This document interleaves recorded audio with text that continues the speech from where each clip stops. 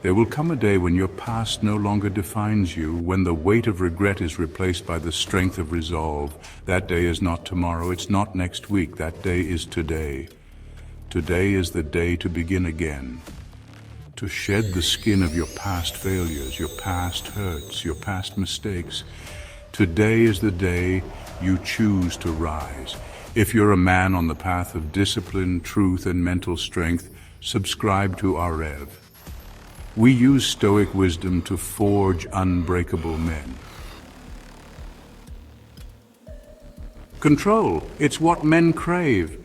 Dominion over their lives, their destinies, but there are things, forces beyond our grasp, that no man can truly master. Marcus Aurelius, an emperor, a warrior, a philosopher king, he knew this truth. He saw the futility of wrestling with fate. You were not born to control the world, only yourself, your thoughts, your actions, your will. These are your domain. Focus your energy there. Build your empire within. The world will rage on. Storms will come. Empires will fall. But a man who finds peace within, he stands firm, unwavering. Peace does not begin in the absence of chaos, but in your acceptance of it. Let go of what you cannot control and master what you can. That is the first step on the road to becoming unbreakable. The past. It clings to us like a shroud, a weight around our necks, dragging us down with regret, with shame, with the ghosts of what might have been. But the past is a tomb, and we were not made to live among the dead. Seneca, a wise man, once wrote, "No man has power over the past, so why let it rule your present? Why let the shadows of yesterday steal the light from your today? You cannot change what has been done. But you can choose to leave it behind, to bury the dead and turn your face towards the dawn. Let the past be a teacher, not a tormentor. Learn from its lessons, but do not dwell in its darkness. The path to a powerful life is paved with the stones of past mistakes. Don't let them trip you up.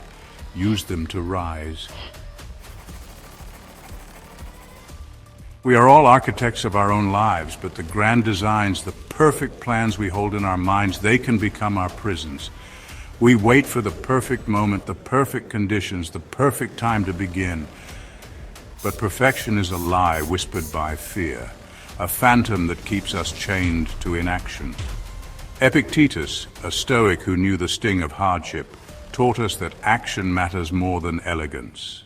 That the first step, however clumsy, however flawed, is more powerful than the grandest intention never taken. Start ugly, but start. Begin where you are with what you have. The journey of 1,000 miles begins with a single imperfect step. Don't let the fear of imperfection paralyze you. Embrace the mess. Start now and refine as you go. The world rewards action, not daydreams. Chapter 4. Discipline. It is the sword that cuts through weakness, the shield that deflects temptation, the fire that forges ordinary men into weapons of steel. There will be days when the world conspires to keep you down, days when your own mind whispers excuses, when your body craves comfort, when the path of least resistance beckons like a siren's call. On those days, remember this: no one's coming to save you. No knight in shining armor, no divine intervention. Your salvation, your strength, your victory, it all rests on your shoulders. Self-mastery is not a choice, it's a duty. A debt you owe to yourself, to your potential, to the legacy you were born to build. Every excuse is an enemy. Every indulgence, a betrayal. Embrace the grind. Demand more from yourself than anyone else ever could. Chapter 5. Death. It hangs over us all, an inescapable truth, a chilling wind that whispers the fragility of life, but it is not something to be feared, but embraced. Memento mori. Remember you will die. Let this knowledge be your compass, your guide, your motivator. You don't have time to waste on trivialities, on petty grievances, on pursuits that do not set your soul on fire. Every second you hesitate, death watches closer. Every moment wasted is a moment stolen from the finite time you have been given. Live with urgency, live with purpose. Live like a man with nothing to lose and everything to gain. For in the face of death, all things become clear.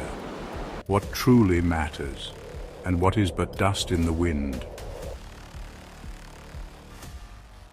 Chapter 6. We are creatures of passion, of fire, of feeling, but our emotions, as powerful as they may be, are not meant to rule us. A Stoic does not deny his emotions, nor does he seek to extinguish them. He observes them, acknowledges them, and then chooses his response. You are the master of the storm, not its servant. Do not be ruled by anger, by fear, by despair. These are but waves crashing against the shore of your being. Feel them, yes, but do not let them drown you. You are the captain of your ship. Your emotions are the winds. They can propel you forward or dash you against the rocks. The choice, as always, is yours. Failure. It is the boogeyman of ambition, the shadow that haunts our every endeavor. But failure is not the opposite of success. It is the stepping stone. The Stoic man does not fear failure. He embraces it. He learns from it. He rises from the ashes of his defeat stronger, wiser, more determined than before. The world will try to break you. It will throw obstacles in your path, test your resolve, revel in your stumbles.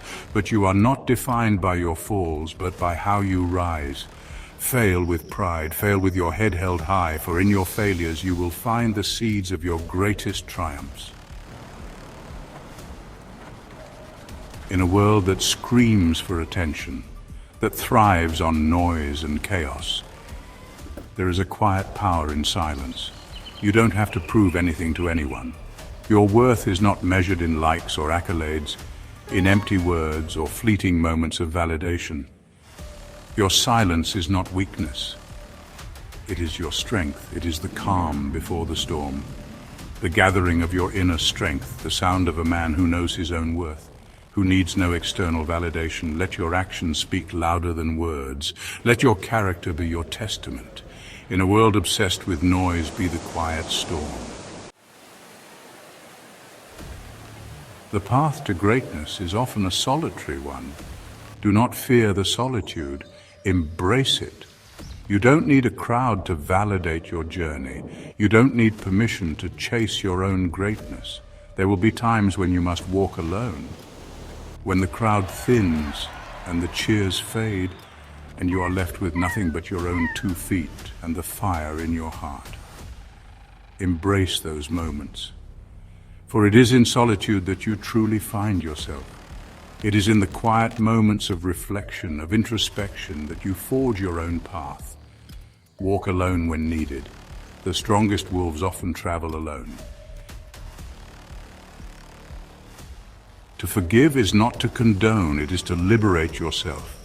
Holding on to anger, resentment, bitterness, it is like drinking poison and hoping the other person dies. The past is gone, you cannot change it. But you can choose to free yourself from its grip. Forgive those who have wronged you. Forgive yourself for your own mistakes. Let go of the anger, the resentment, the bitterness that poisons your soul. Forgiveness is not a gift you give to others. It is a gift you give to yourself. It is the key that unlocks the chains of the past and allows you to step into the freedom of the present moment. Every sunrise is a new beginning, a chance to rewrite your story, to right your wrongs, to start again with a clean slate. The past has no grip on a man who chooses to begin again, today, to leave yesterday's mistakes, yesterday's regrets, yesterday's failures where they belong, in the past. Today is a new day, a blank page. What will you write on it? Will you carry the burdens of yesterday? Or will you choose to walk into the dawn with a heart full of hope, a mind clear of doubt, and a spirit ready to conquer? The choice, as always, is yours. Begin again, every day. For in the words of Heraclitus, no man ever steps in the same river twice, for it's not the same river and he's not the same man. No matter how far you've fallen, no matter what yesterday looked like, you are always one decision away from redemption, One choice away from a new beginning, and that decision begins today. Not tomorrow, not next week, today. Subscribe to AREV. This is not motivation, this is transformation.